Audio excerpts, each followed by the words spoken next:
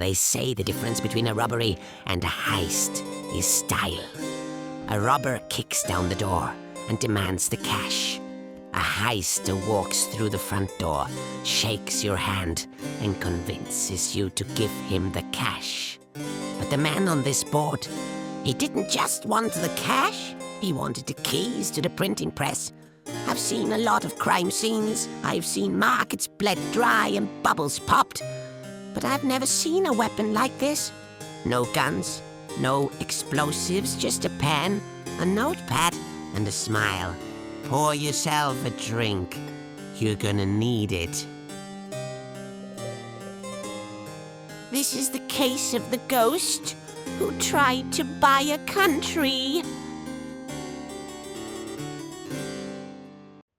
If you walked into a shop in Lisbon in 1925 and bought a loaf of bread, there was a very good chance, statistically speaking, that the money in your pocket was fake. But here is the twist. If you took that fake money to a bank, the teller would look at it, hold it up to the light, check the watermark, feel the paper, and tell you it was 100% genuine. Because it was genuine. Usually, when we talk about financial crimes, we talk about complex derivatives, abstract bubbles, or digital theft. We talk about numbers on a screen. But today, we are talking about a heist, a physical, tangible heist. Imagine a bank robber who doesn't wear a mask. He doesn't hold up the teller with a gun. Instead, he walks into the bank's headquarters, sits in the president's chair, and convinces the bank to rob itself. This is the case of the man who didn't just steal from the economy, he hacked it. He pulled off the greatest counterfeiting scheme in history without ever printing a single fake bill. He nearly bought a sovereign European nation with its own money. Welcome to case file number 2. Chaos in Lisbon. To understand how this crime happened, you have to understand the setting. The crime board begins with the location. Portugal. The year is 1924, and Portugal is in chaos. Governments are falling every other month. There is a revolving door of prime ministers. The currency, the escudo, is a roller coaster ride. One day it buys you a steak dinner, the next day it buys you a coffee. It was a time of deep instability. And in times of instability, people stop looking at the details. They stop asking questions. They just want to survive. The bureaucracy becomes sloppy. The safeguards get rusty. And in the shadows of this chaos, a man was watching. The man with no name. Enter our suspect. We won't pin a name to the board just yet, because at this point in the story, he was nobody. He wasn't a banker, he wasn't a politician, he was a dropout engineering student, a short, balding man with thick, bottle-bottom glasses and a shy, awkward smile. If you saw him on the street, you would think he was a low-level accountant or a clerk. He had a record. He'd done time for embezzling money from a company in Angola. But he was small time. But he had one gift that didn't show up on his rap sheet. He could sell ice to an Eskimo. He possessed a terrifying, supernatural charisma. When he spoke, you believed him. He could make the impossible sound logical. While sitting in a prison cell for that minor embezzlement charge, he started studying. He didn't read novels. He read the charters of the central bank. He studied the mechanics of the monetary supply. And he realized something. He found a glitch in the matrix. He realized that the weakness in the global financial system wasn't the safes. It wasn't the armed guards. It wasn't the vault doors. The weakness was the paperwork. The Waterlow Con. Here is the thread that starts the crime. The Bank of Portugal, the central bank, didn't print its own money. They didn't have the technology. They outsourced it to a prestigious British firm called Waterlow and Sons in London. Waterlow was the gold standard. They printed stamps, bonds, and currency for half the British Empire. They were stiff, British, formal, and totally incorruptible. You could not bribe them. Our suspect knew he couldn't walk into Waterlow and Sons and ask them to print fake money. They would call Scotland Yard. But he figured out he didn't have to ask for fake money. He just had to convince them that the Bank of Portugal wanted them to print more real money. He hatched a plan that is so audacious it sounds like fiction. He sat down and forged a contract. Not a check, but a high-level diplomatic contract. The document claimed that a secret syndicate of investors was loaning the Portuguese colony of Angola a massive sum of money, 1 million British pounds. In exchange for this loan, the document said, the Bank of Portugal authorized the printing of new escudo banknotes to be sent to Angola. Our suspect went to extreme lengths. He hired a notary to stamp the fake documents. He forged diplomatic seals. He cut signatures off old letters and pasted them onto the contract. He created a trail of paperwork so dense and boring that no one would want to read it all. He then needed a face. He knew he looked like a crook, so he recruited accomplices. He found a Dutch trader named Karel Marang, a man who looked like a diplomat, dressed like a prince, and spoke perfect English. Our suspect stayed in the shadows. He sent Marang to London. Picture the scene. Marang walks into the mahogany offices of Waterlow and Sons.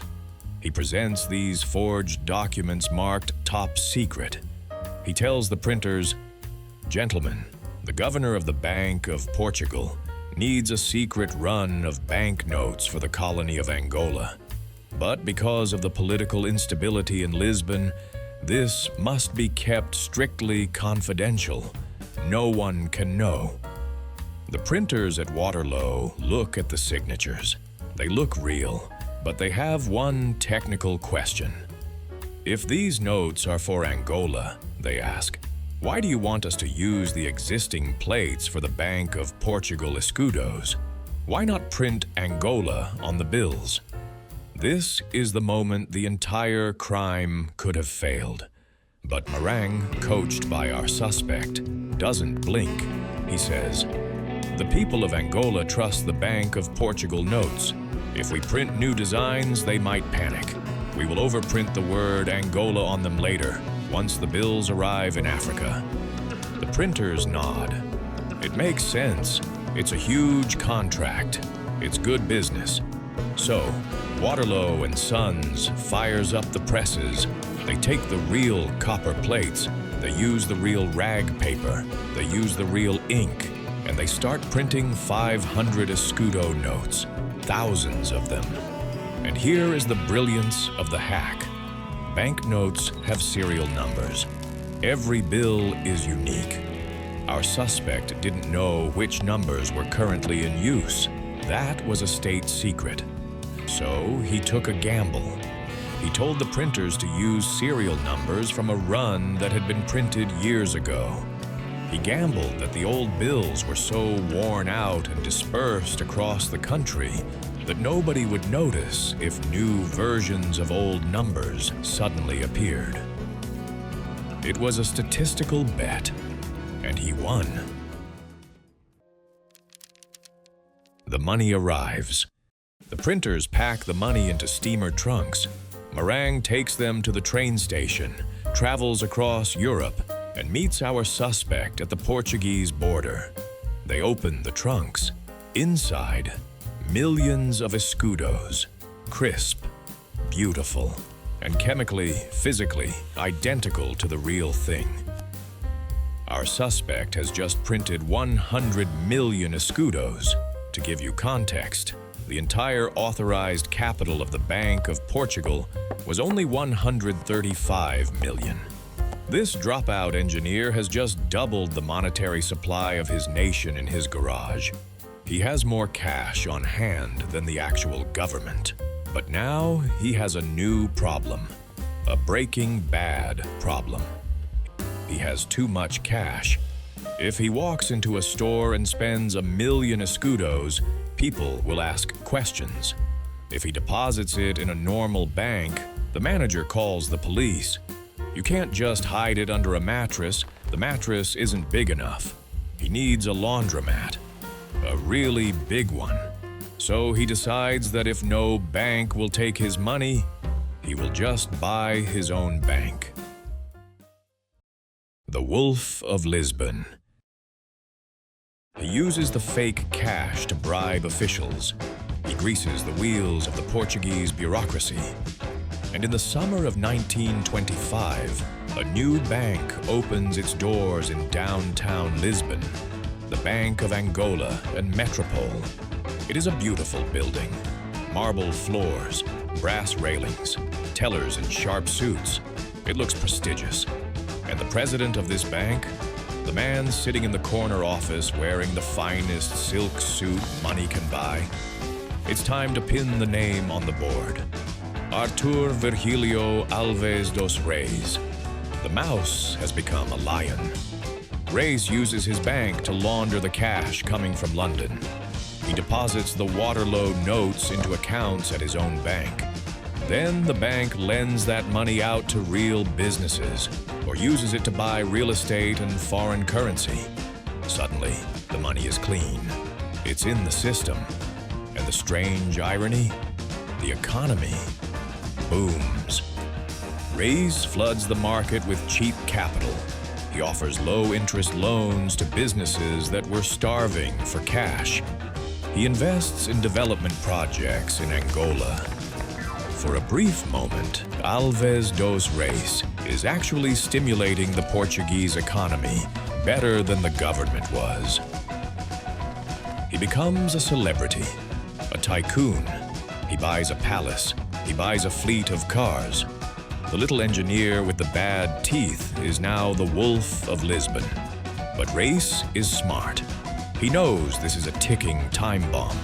He knows that eventually a bill will make its way back to the Bank of Portugal, and someone will notice that 2 bills have the same serial number. So he comes up with the end game. Thread C on our board. He decides he needs to control the people who check the serial numbers. He decides to buy the Bank of Portugal. I want you to really process that. He is using the fake money to buy the shares of the central bank so he can take control of the board of directors and then retroactively authorize the printing of the fake money. He wants to make the crime legal. After he committed it, he starts buying shares. He buys them from private investors. He buys them from other banks. He buys them through shell companies. By late 1925, he has 10,000 shares. Then 20,000. He is closing in on the majority. He is weeks away from owning the very institution he is robbing. The duplicate. It wasn't a brilliant detective who caught him. It wasn't a slip-up at the printers. It was gossip. Reis was too flashy. The other banks, the legitimate ones, were jealous. They couldn't compete with his low interest rates. They started whispering. Where is this guy getting his money? Is he a German spy? A journalist starts digging. He writes an article asking vague questions about the Bank of Angola and Metropole. He hints that the bank is a scam. This spooks the authorities. On December 4th, 1925, a Bank of Portugal inspector enters Reis's bank. Reis isn't there. He's on a train returning from Angola. His accomplices are sweating. They open the vault. The inspector sees stacks and stacks of 500 escudo notes. He picks up a bundle. He counts them. He checks the watermark. It's perfect. He is confused. The rumors said the money was counterfeit. But this looks real. He spends hours in the vault. He's about to leave. But then he notices something. He sees a bill with a specific serial number. Let's call it number 14,567. He writes it down. He keeps digging. 10 minutes later, he finds another bill. Serial number 14567. He freezes.